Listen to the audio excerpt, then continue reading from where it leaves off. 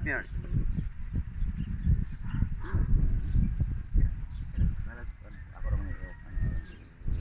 Una day, ako day si Christian de Diamante, mayor-elect dani sa lungsod sa Tuburan, no.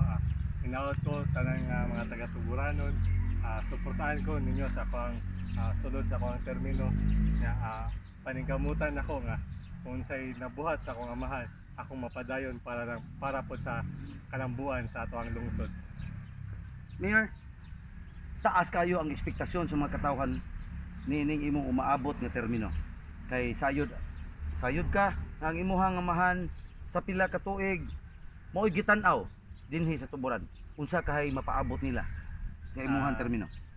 Kabalo man jud ta nga sa sulod sa 15 ka tuig sa akong amahan, sa termino sa akong amahan no na bay nabuhat ako nabuhat dani para sa ato ang lungsod nga sa ako ang sunod sa ako ang termino sa 3 years paningkamutan jud nako nga ako jung matupngan.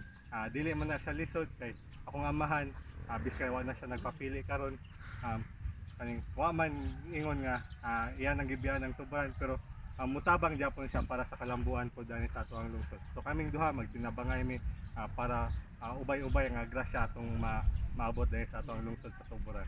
Gusto mahibaw as tibuok kalibutan, Mayor, unsay profession imong nahuman karon? Isa ko ka civil engineer sa Mapua University. Batanon, pila edad mo gani, Mayor? 27 years old. Ikaw pinakabatanon nga mayor sa probinsya Subo. Sa karon nga Tibuok Subo na lang, aram dali. Karon sa generation karon. Wait.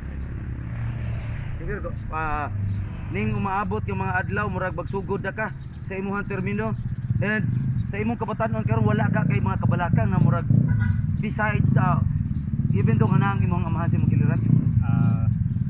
Hapit naman yun no, Hulyo 1, medyo na pressure po ko kay nakita ko na ko unsa pay kausaban sa ato ang lungsod, pero paningkamutan kay naraman gyapon na akong amahan dani sa akong kilid. Okay, Mayor, salamat sa imong pagtubag sa among pangutana. Mayong adlaw, mayong gabi, libot tibuok kalibutan. Daghang kay salamat ug may na to tanan. Sa Mayor.